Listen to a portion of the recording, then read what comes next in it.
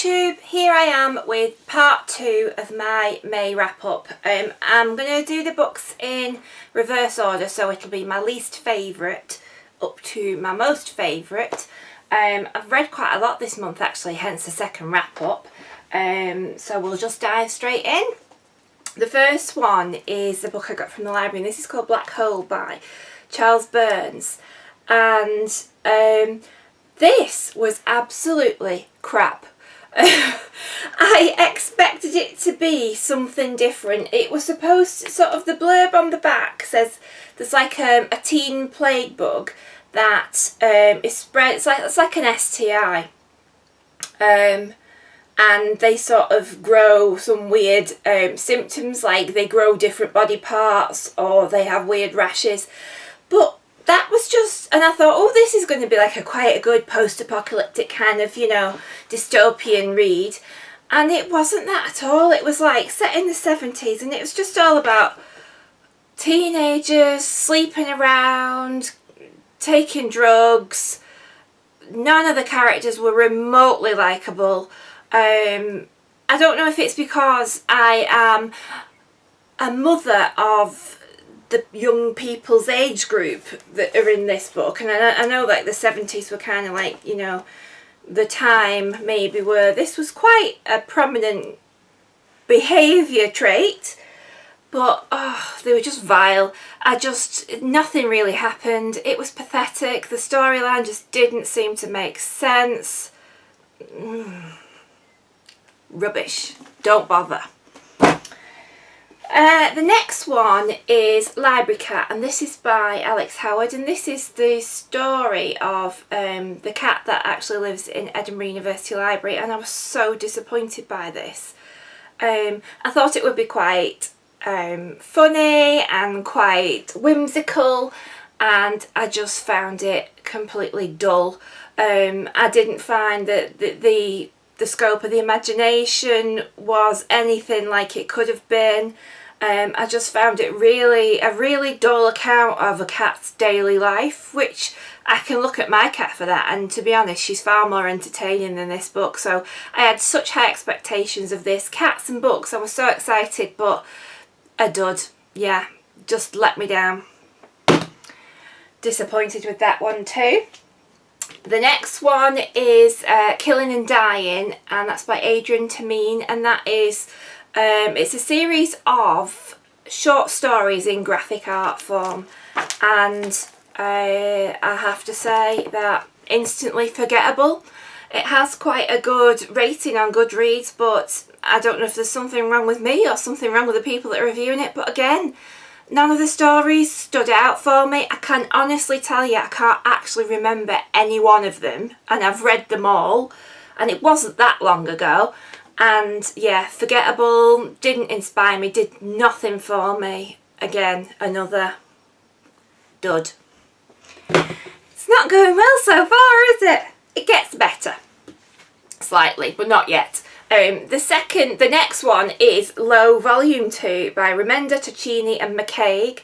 I absolutely got so annoyed with Low Volume 1 because it's just so misogynist and sexist, and I thought, but the story had potential, so I thought I'll give Volume 2 a go. No better. It's just basically all the female characters are wandering around with the boobs hanging out and scantily clad. Men are wearing armour and all sorts of things. I'll see if I can find an example. But the women are just, yeah, wandering around. I don't know if you can see her there. And they look like that. And that's the kind of outfits that they're wearing.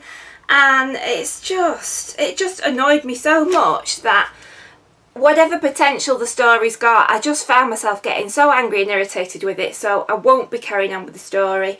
And it's a shame because it has a lot going for it. It's, you know, the central characters are, you know, they're quite strong female characters, what they could be, but in the end they just end up being sex objects. And it's the story of civilization that's had to move under the sea because of, you know, we've run out of all the elements to keep us alive on the surface, and things are starting to run out under the sea, so time has elapsed, so they're trying to get back to the surface. And there's so much that could be good about it, but just the sexist nature of the way the women are portrayed drives me mad, and I cannot carry on with it for that reason. I gave it a second chance, but nah, no better. The next one is a short story collection, and this is Alice Walker's You Can't Keep a Good Woman Down, and this is May's Feminist Orchestra Goodreads book for May.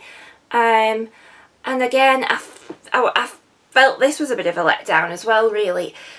They're all stories about feminism and women, in particular black women in the USA, and their stories, but I found them all a little bit samey, all forgettable, none of them blew me away, and in the end I found them all a little bit whiny. And I know that's a terrible thing to say, but I think it was all a bit, well, let's look at all this negativity. There wasn't really much about, well, what's good about being a black woman in the USA? What can we do? What's great about it? It was all that, it seemed a little bit feeling sorry for itself, and could have been so much more about the strength that women have got through this adversity. And I found the stories just a bit meh, and so I was disappointed with that. I thought it could have been so much more. The next one is The Inflatable Woman, and this is a graphic novel by Rachel Ball, and this was pretty good, actually. This is a story of your average, everyday woman who's a little bit of a misfit. She's, you know, she's a normal woman. She's not hot, she's not, you know, she's not just an average looking woman in her own little world. She's quite lonely in her life, but she develops cancer, and it's her story through breast cancer, and it was incredibly well done, and the drawings are really beautiful. They're all sort of monochrome, like pencil drawings, and yeah, it was well done, and I recommend that one. I enjoyed that one. And the next one is a novel, and that is Carol by Patricia Highsmith. I started reading this a while back and couldn't get into it. I read the first couple of chapters and just thought, this isn't what I thought it was going to be. So I put it down, and then I picked it up again and I read a little bit more, and it started to get a bit better and it started to pick up, but again I just put it down again. And I don't know if it was just because I wasn't in the mood for it, or if it was just really a bit slow and ploddy, but eventually it picked up, and I then, once I'd picked it up for a third time, I kept going through to the end. It's incredibly well written.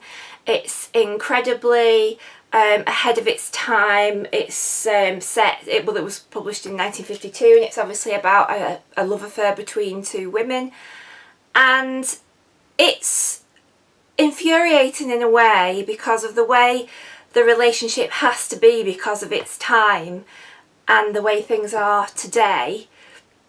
It's frustrating, and it's sad, and it just seems such a waste, the way women were treated, and I suppose in that way it's quite important.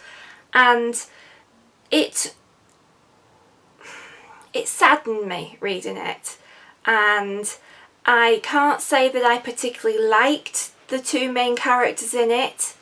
They both did irritate me at times, where, you know, they were just, and I don't know if that's just because of my modern interpretation of things, where the things that they did and the choices that they made, and I just thought, no, that's not right, and it just bugged me. And the way they seemed to put the way society would view them and other people's opinion of them and their relationship before their happiness and their thoughts and their feelings and their togetherness. And that could probably be my modern day interpretation of that kind of a relationship. But on the whole, it was a good read, and I did enjoy it, and I'll certainly be reading more of Patricia Highsmith, and I'm looking forward to having a look at the film to see what that's like, to see what they made of it.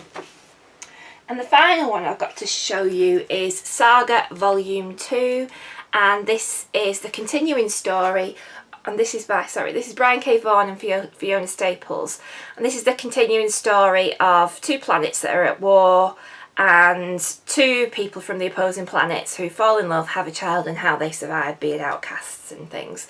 And again, really good. Second volume. I think they're up to volume 6 of this series now. Like all the artwork in it, it's really interesting. The story's really good. It has your grip. The characters are really good as well. They seem quite realistic. They're flawed, and they seem, I think sometimes in this kind of thing, the characters can seem a bit too larger than life and a bit too incredible, and they're not. They seem relatively normal, like the rest of us, wanting to keep out of trouble if they can, and just survive and get on with things, and only sort of having to react to the situations they're put in rather than actually seeking out problems. So it's really good, really enjoying it, looking forward to carrying on with the series. So I'll be investing in Saga Volume 3. So that's it for May. Let me know if you've read any of these, what you think, particularly the ones that I haven't enjoyed. I'd be interested to hear if you've got a different opinion on those, and is it just me? I don't know. And I'll see you all soon. Bye!